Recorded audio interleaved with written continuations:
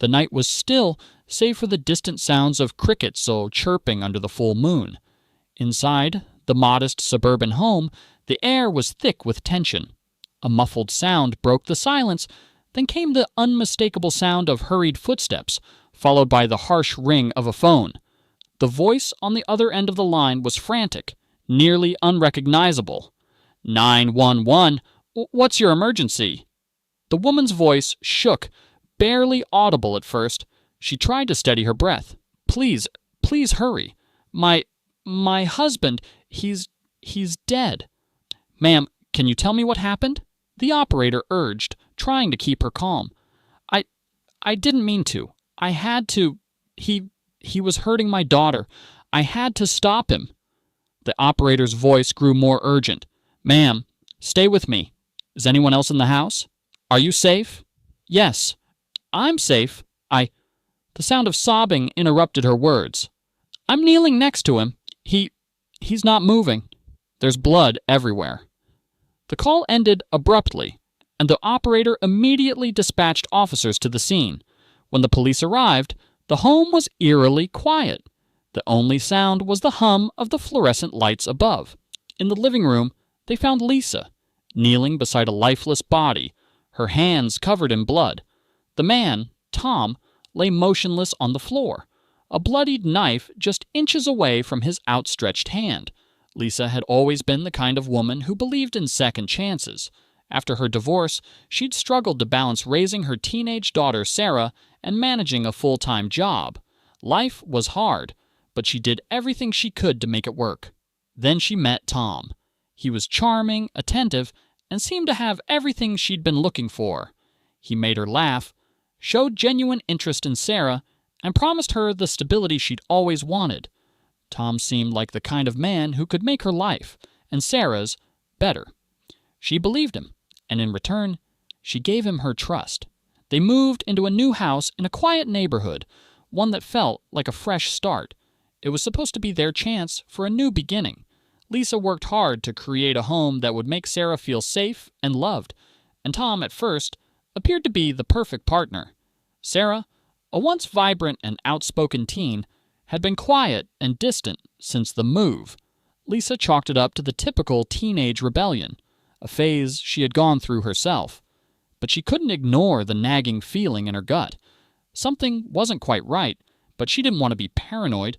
She convinced herself that Sarah would come around in time. Tom, for his part, continued to play the role of the loving stepfather. He would take Sarah out for walks, ask about her day, and always seemed to know how to make her smile. Lisa watched them interact with a sense of comfort, believing they were bonding, growing closer as a family. But behind the closed doors of their home, a darker, more sinister reality was unfolding. At first, the signs were small, easy to ignore, easy to dismiss, but over time, they became harder to overlook. Tom's behavior toward Sarah began to shift, though it was subtle at first. He'd linger a little too long when he hugged her, or touch her arm a bit too often when they spoke. His compliments, once innocent, began to feel uncomfortable, as if there was a hidden meaning behind every word. Sarah started to withdraw. She was no longer the bubbly, outgoing girl Lisa knew so well. Her smiles became rare, her laughter even rarer. She spent more time in her room, and when she did come out, her eyes were downcast, her shoulders slumped. Lisa chalked it up to hormones, the usual teenage mood swings. But deep down, something nagged at her.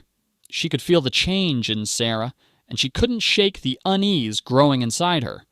One evening, Lisa caught Tom watching Sarah a little too intently. It wasn't just the concerned stepfather gaze.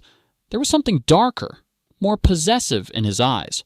She brushed it off as paranoia, a protective mother's instinct kicking in. Still, it bothered her. Sarah, though, wasn't herself anymore. She became more reclusive, avoiding family meals and conversations.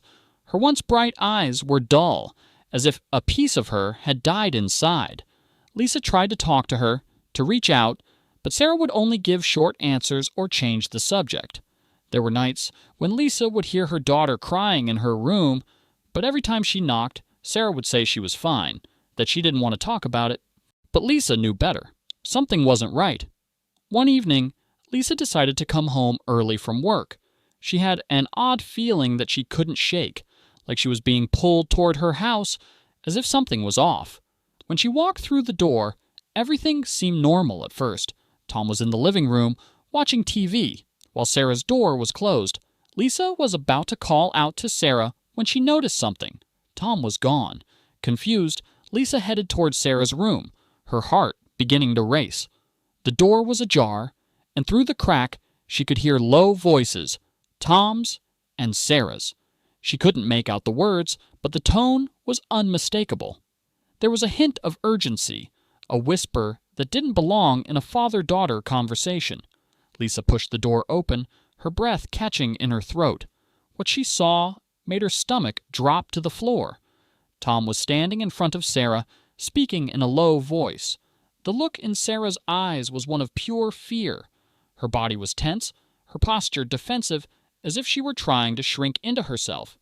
Sarah quickly turned away from her mother, but Lisa could see it in her face. The pain, the terror. Lisa froze. The pieces clicked into place, and the truth hit her like a punch to the gut. Tom was doing more than just being a stepfather. The hugs, the lingering touches, the strange looks. These were the signs of something much darker. Without thinking, Lisa rushed towards Sarah, pushing Tom aside, her heart racing. "Sarah," she cried out, her voice breaking. "What's going on? What is he doing to you?" Sarah's face crumpled, and she collapsed into her mother's arms, sobbing uncontrollably. "I didn't want to tell you, Mom," she gasped between sobs. "I thought you wouldn't believe me. I thought you'd think I was crazy." Lisa's world shattered as Sarah revealed the truth, the horrifying truth of what Tom had been doing to her. For months, Tom had been grooming her, slowly manipulating her until she was trapped in a web of fear and guilt. He had told her that no one would believe her, that it was their secret. Lisa's blood ran cold as Sarah told her everything. The twisted lies Tom had fed her, the times he had been alone with her, the terror that had eaten away at her soul. Sarah was only a teenager, and she had been too scared to tell anyone. Rage flooded through Lisa. How could she have missed it? How had she been so blind to the signs? But the most overwhelming emotion was guilt. She had trusted Tom. She had allowed him into their lives, into their home, and now he had hurt her daughter. Lisa's hands trembled as she held Sarah close, her mind racing with 1,000 thoughts. She wanted to scream, to lash out, but instead she remained silent. The reality of what Sarah had just revealed to her cut deeper than anything she'd ever experienced. How could Tom, someone she had loved, trusted, and welcomed into their home, do this to her daughter? How could he manipulate her so thoroughly, make her believe that she was the one at fault? But amidst the overwhelming wave of guilt and heartbreak, something else stirred inside Lisa, an unrelenting fury. The protective instincts that had always been a part of her now surged to the surface. How dare he? How dare he hurt her baby, the one person she had sworn to protect above all else? Her thoughts spun wildly, but they kept returning to one thing: justice. Lisa knew she couldn't just let Tom walk away. He had taken something from Sarah, her innocence, her peace of mind, her trust in the world, and he needed to pay for it. But the more Lisa thought about it, the more she realized the terrifying truth. The legal system might fail them. She had seen enough stories of victims who were ignored, whose abusers slipped through the cracks. Would the police believe Sarah's word over Tom's? Would the courts be able to see past his charming facade? Lisa had been a woman who had always trusted the system, who had believed in second chances. But now she was no longer sure of anything.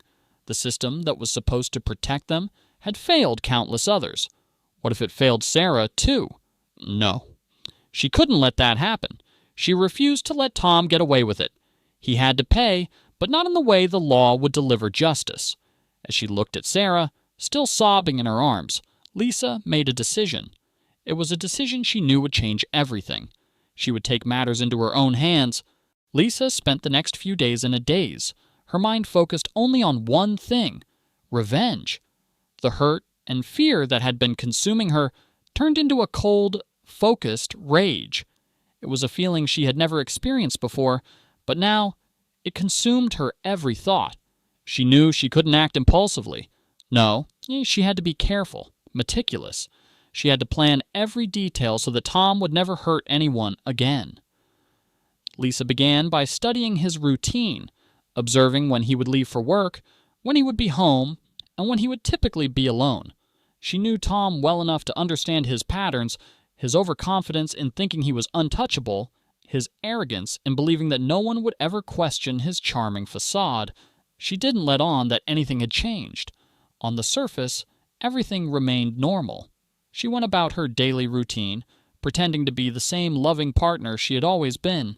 She smiled, she made dinner, and she even talked to Tom about mundane things like their plans for the weekend. All the while, her mind was working in overdrive, calculating the perfect time to strike. Every night, as she lay in bed beside Tom, she went over the plan again and again in her mind. She pictured what she would do when the moment finally arrived, how she would execute it so that there would be no chance of Tom surviving. The idea of killing him felt foreign at first, but the more she thought about it, the more it felt like the only option. She could not allow him to destroy Sarah any further. She couldn't allow him to escape justice and continue to live his life as if nothing had happened. She had to do this, no matter the cost. The plan was set. Lisa knew that tonight was the night. She had observed Tom long enough to know his routine, and everything was lined up perfectly. He had asked her to meet him in the basement under the pretense of needing help fixing a small leak. The basement was the perfect place. Isolated, dimly lit, and far from the rest of the house. No one would hear anything. No one would be able to stop her.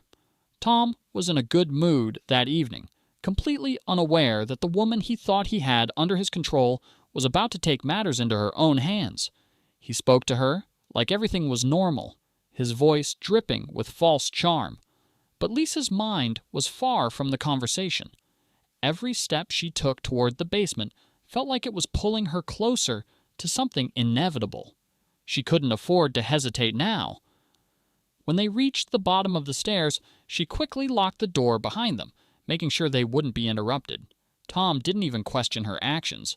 He assumed she was simply following through on their task. The moment he turned to examine the leak, Lisa didn't hesitate. She grabbed the heavy wrench from the workbench beside her and struck him across the back of the head. The sound of impact echoed through the basement, but Tom barely reacted at first, more stunned than hurt. But Lisa was ready. She knew this wasn't going to be quick or easy. She had to make sure that Tom would never hurt Sarah or anyone again. With a burst of strength, she swung again, this time connecting with his temple. Tom stumbled, trying to regain his balance, but he was no match for her rage. His attempts to fight back were weak. He was disoriented and confused, his mind still processing the reality of what was happening. He tried to reach for the knife that he kept on the workbench, but Lisa was faster. She reached down and grabbed the weapon before he could. With a final cry of desperation, Tom lunged at her. But Lisa was prepared. In one swift motion, she plunged the knife into his chest, the force of the blow sending him to the floor. It was over. Lisa stood over him, breathing heavily, her hands shaking. The adrenaline was wearing off, and she felt the weight of what she had just done. Her legs nearly gave out beneath her, but she forced herself to stay upright. There was no turning back now. She had made sure he was dead. There would be no coming back for him. Lisa stood there for a long moment, staring at Tom's lifeless body. Part of her felt relieved. Finally, justice had been served. But another part of her was empty, drained by the enormity of the choice she had just made. As she looked over at Sarah, standing in the doorway, the fear in her eyes faded slightly. It was done.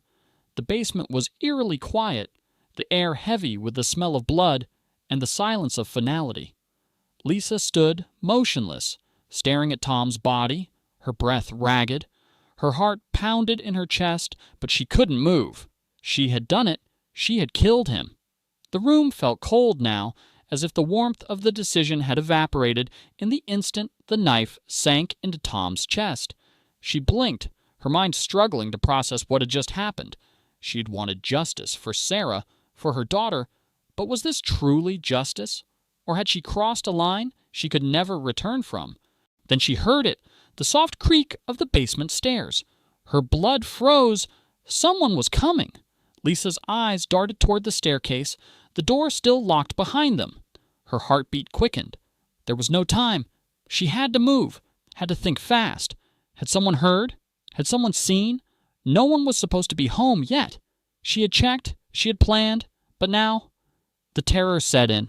She quickly wiped the knife on her clothes, trying to rid herself of any evidence. But she knew it was too late.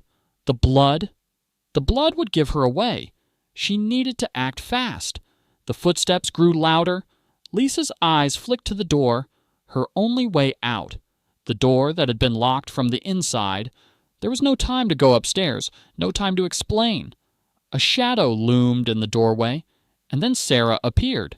Lisa's breath caught in her throat. Her daughter's eyes were wide, filled with something Lisa couldn't quite read. Was it fear? Confusion? Or was it something darker? Something Lisa wasn't prepared to face. "Mom," Sarah whispered, her voice trembling. What did you do?" Lisa stood frozen, the knife still in her hand.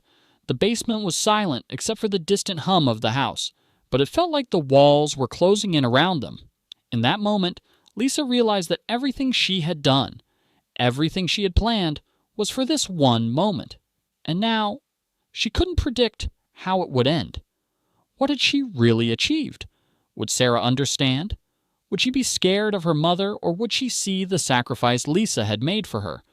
Lisa's thoughts spiraled, her mind racing for words to explain, but nothing came out. The weight of the situation hit her fully. The consequences of what she had just done. The irreversible line she had crossed.